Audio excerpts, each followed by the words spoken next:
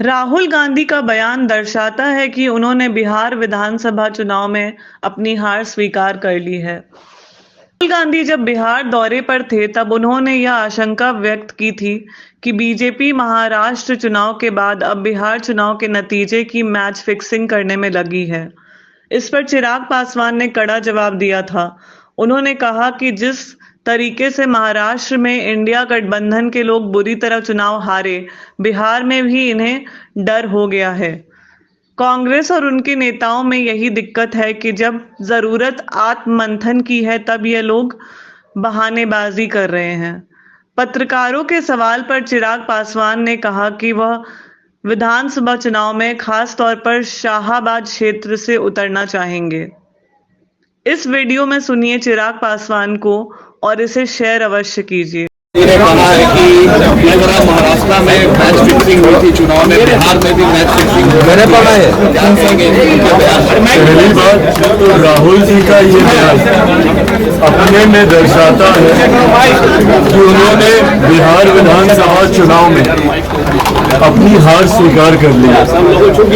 जिस तरीके से महाराष्ट्र में ये लोग बुरी तरीके से चुनाव हारे हैं, दिक्कत कांग्रेस और उनके नेताओं में यही है कि जब जरूरत आत्ममंथन करने की है तो उस वक्त ये लोग बहाने ढूंढते हैं चुनाव हारने के। लंबे समय तक बहाना चला था ईवीएम ईवीएम ईवीएम। अब वो बहाना कहीं ना कहीं ठंडा हो गया तो अब ये फिक्सिंग वाला एक नया बहाना इन्होंने निकाल लिया। और जो लोग चुनाव आयोग पे उंगली उठाते हैं, सवाल करते हैं और जिनका समर्थन यहाँ के क्षेत्रीय दल करते हैं, क्या वो व्यवस्था सही थी जब एक कलम से चुनाव आयोग की नियुक्ति हो जाती थी? कांग्रेस के जमाने में कैसे चुने जाते थे? एक हस्ताक्षर से चुने जाते थे ना। आज तो फिर भी ये व्यवस्था बना दी है कि जब तक विपक्ष के दल की सहमति, रजामंदी नहीं होगी, एक कमेटी का गठन कर दिया गया जिसमें एलओपी की भी भूमिका है, उसके बाद इनकी नियुक्ति होती है। तो एक ऐसी व्यवस्था पे इनका प्रश्न चिन्ह है जहां पे एक समिति के द्वारा इलेक्शन कमीशन को चुना जा रहा है। पर जब कांग्रेस के जमाने में एक हस्ताक्षर से चुन लिया जाता था, वो व्यवस्था सही थी। हकीकत है कि अगर इनको किसी एक व्यवस्था में नुक्स निकालने हैं, किसी एक संस्था में नुक्स निकालने हैं, तो वो कॉन्स्टिट्यूशन बॉडीज नहीं है, वो इनकी अपनी पार्टी है, कांग्रेस की पार्टी। उसमें इनको नुक्स निकालने की जरूरत है। जो निकालते भी हैं गाहे बगाहे अलग अलग राज्यों में जाके कभी जयचंद ढूंढते हैं अपनी ही पार्टी में, तो कभी अपनी ही पार्टी का विरोध करके आ जाते हैं। और सही कर रहे हैं वो, क्योंकि आत्ममंथन इनको करने की जरूरत है। और आत्ममंथन नहीं करने की वजह से हर बार हार का ठीकरा, कभी चुनाव आयोग पे थोपना, कभी किसी फिक्सिंग पे थोपना, कभी ये बोलना कि भैया ईवीएम खराब है, ये अपने में दर्शाता है कि इन्होंने बिहार में भी हार मान ली है। परिणामों के बाद की हार का ठीकरा पहले से ही किस पे फोड़ा जाए, उसकी भूमिका राहुल जी और इनके तमाम गठबंधन के दल बना रहे हैं। और बिहार के बाद आसाम, बंगाल, तमाम राज्य ये लोग हारने जा रहे हैं। सर, इंडिया अलायंस में सीएम फेस पे भी कन्फ्यूजन है, कहा है निकल रहे हैं। अभी आप शाहाबाद के लिए निकल रहे हैं, तो क्या माने कि शाहाबाद से ही आप चुनाव लड़ेंगे? क्योंकि काफी ज्यादा बयान भी आ रहे हैं कि चिराग यही सीट से चुनाव लड़ सकते हैं। चलिए, अगर ये प्रश्न आपके लिए इतना ही महत्वपूर्ण है तो मुझे उसी मन से इसका जवाब देने दीजिए।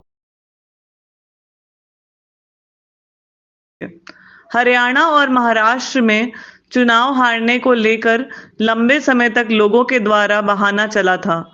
अब वह बहाना ठंडा हो चुका है।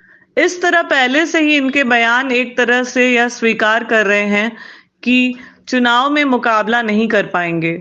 ऐसे समय में राहुल गांधी फिक्सिंग वाला यह नया बहाना बना रहे हैं।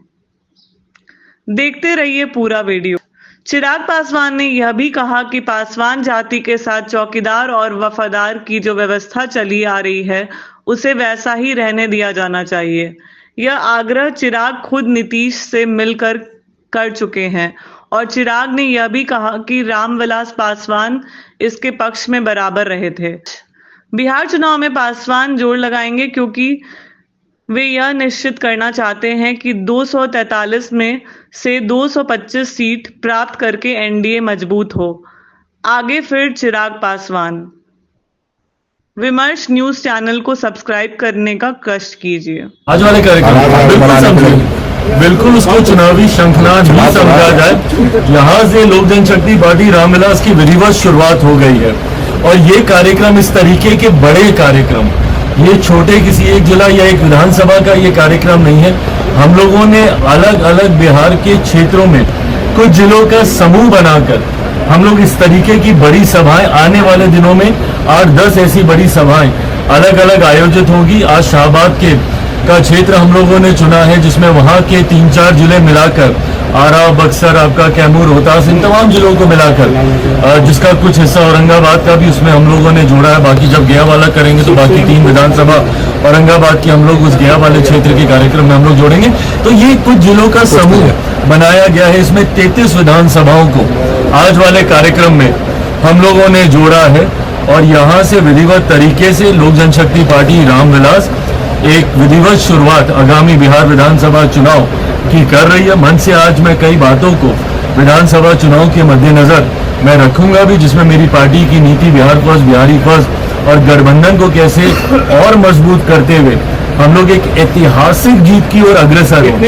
इस बार छोटी जीत से हम लोग संतुष्ट नहीं होने वाले, वो तो हो ही रही है, पर इस बार लक्ष्य है कि ऑल टाइम हाई पर हम लोग जाएं, 225 से ज्यादा एनडीए सीटें जीतकर इस बार सरकार बनाए, इस लक्ष्य के साथ हम लोग बढ़ रहे हैं। ये मैं बता दूंगा कि मुझे कितनी सीट चाहिए इस बार, इसीलिए मैं ये गठबंधन के भीतर पहले बताऊंगा। और मैं आप लोगों के उस भ्रम को भी स्पष्ट कर दूं जो कुछ चैनल्स पे चल रहा है कि एनडीए में सीटों का बंटवारा हो गया। आप लोग अपने संतोष के लिए जरूर चला सकते हैं, पर वो आंकड़े गलत हैं और अभी ऐसी कोई चर्चा 30 सीट से हो ही नहीं है, ऐसी कोई चर्चा हुई ही नहीं है। ये तमाम बातें पहले गठबंधन के भीतर होंगी जो भी होनी बाकी हैं और उसके बाद ही इसकी सार्वजनिक चर्चा की जाएगी। आप कहां से आज वाले मंच के लिए ये सवाल जिस क्षेत्र में अच्छा प्रदर्शन लोकसभा में नहीं किया था उसी रीजन को आपने आज चुना है, शाहबाद, और क्यों चुना है आपने इस रीजन को? चुनौतियों का सामना करने में मुझे मजा आता है और मैं चाहता हूँ कि अपने गठबंधन को वहां पे मजबूती दी जाए जहां पे संभवतः लोग सोचते हैं कि ये गठबंधन कमजोर है। ऐसे में शाहबाद के इलाके में जहां पे लोकसभा विधानसभा में हम लोग का प्रदर्शन इस बार की लोकसभा में हम लोग का अच्छा नहीं रहा है, तो ऐसे में वहीं से हम लोग इसकी शुरुआत हम लोग कर रहे हैं और मैं मानता हूं कि आज के इस कार्यक्रम से पूरे एनडीए गठबंधन को मजबूती मिलेगी। चौकीदार और दफादार का एक ऐसा विषय है जिसको मेरे नेता आदरणीय रामविलास पासवान जी ने हर मंच से उठाने का काम किया।